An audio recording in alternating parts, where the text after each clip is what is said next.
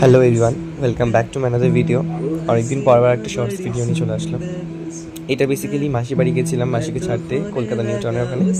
And মাসিদের ছাদ থেকে এত সুন্দর একটা ভিউ না, সেটা তোমরা দেখাচ্ছিলাম। দেন একটু বিকেল হতে আমি, মামা আর মেশো, আমরা তিনজন বেরিয়ে গেছিলাম। ওদের বাড়ি একদম কাছেই আছে রাম মন্দির, নিউ টাউনে। প্রচণ্ড সুন্দর, আর যেতে যেতে প্রচণ্ড বৃষ্টি পড়া শুরু হয়ে গেছিলো। সেটাই বলছিলাম। বেসিক্যালি মামা হচ্ছে প্রচণ্ড ক্যামেরা শাই, বাট আমি ইচ্ছে করে রেকর্ড করছিলাম এটি ডিস্টার্ব করার জন্য। অ্যান্ড মেশো ফুল কনসেন্ট্রেট করছে গাড়ি চালানোর দিকে, অ্যান্ড আমি সবাইকে ডিস্টার্ব করে যাচ্ছি।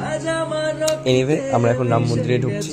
রাম মন্দিরটা না, লাইক আমি এর আগে কখনো সোশ্যাল মিডিয়াতে দেখিনি বা শুনিনি, বাট মেশোর বাড়িতে দুবার গেছি আমি, দুবারই রাম মন্দিরে এসেছি। আমার এত ভালো লাগে জায়গাটা, এত সুন্দর, এত সুদিং, একটা পিসফুল জায়গা। মানে কেন যে এখন অনেকেই জানে না, শুধু ওখানকার লোকালিটি মানুষজনই জানে, আদারওয়াইজ আই ডোন্ট থিঙ্ক যে অনেকে জানে এটা। এবার হয়তো পপুলারিটি আস্তে আস্তে বাড়তে পারে। যাই হোক, এখানে আমি একটু ফ্লেক্স করছিলাম হোয়াট এভার। আর মন্দিরটা সত্যি এত সুন্দর, আর প্রতিটা এখানে মানে 3-4টে মন্দির আর কি পরপর আছে। এখানে একটা ক্যাফেও আছে, খুব সুন্দর অ্যাম্বিয়েন্স। এটা আগেরবার যখন ছিলাম তখন এটা হয়নি, এবার হয়েছে। আর এই যে বড় একটা হনুমানজির ইয়ে স্ট্যাচু। এই তো এখান থেকে বেরিয়ে গেছি। এবার আমরা যাচ্ছি হচ্ছে ঘুরতে। বেসিক্যালি এখান থেকে 5 মিনিটস লাগে হচ্ছে ইকো পার্কে 6-7 নম্বর গেটটা।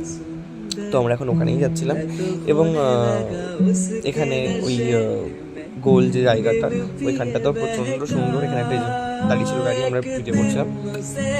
এই গোল জায়গাটা প্রচণ্ড সুন্দর। এখানে আমরা চাটাও খাই মাঝে সাথে। অ্যান্ড আমরা এখন চলে আসছিলাম ওই ইকো পার্কে 6-7 যে গেটের নাম্বারটা, ওই দিকটা। এখানে এটা হচ্ছে একটা মিনি চিড়িয়াখানা টাইপ, মানে ডিয়ার আছে, দেন তারপর কিছু পাখি আছে অল। এটা একটা নির্দিষ্ট টাইমে খোলে, তো আমরা যেতে পারিনি তখন। এমনি আমরা আশপাশটা ঘুরে দেখছিলাম, তোমাদের সঙ্গে শেয়ার করছিলাম। আমি এই ব্লগ করার আমার লাইক কোনো ইন্টেনশনই ছিল না, but I don't know Y মনে হলো যে এই যে কিছু ক্লিপস, মানে এগুলো তো আমি নর্মালি ক্লিপস নিয়েছিলাম, কিন্তু পরে মনে হলো যে না, একটা মিনি ব্লগ বানিয়ে দেওয়া যাক উইদাউট এনি প্ল্যান। আমি জাস্ট হট করে এটা ব্লগ করছি, ব্যাকে কোনো ভয়েস নেই, আমি জাস্ট ভয়েস ওভার দিতে হচ্ছে আমাকে।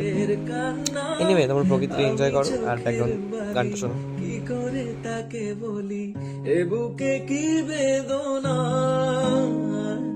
বোঝে না সে, বোঝে না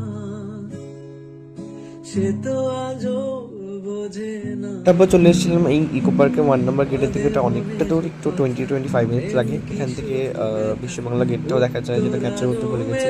বাট এবার এনিওয়েজ দেখা হচ্ছে অন্য একটা ভিডিওতে।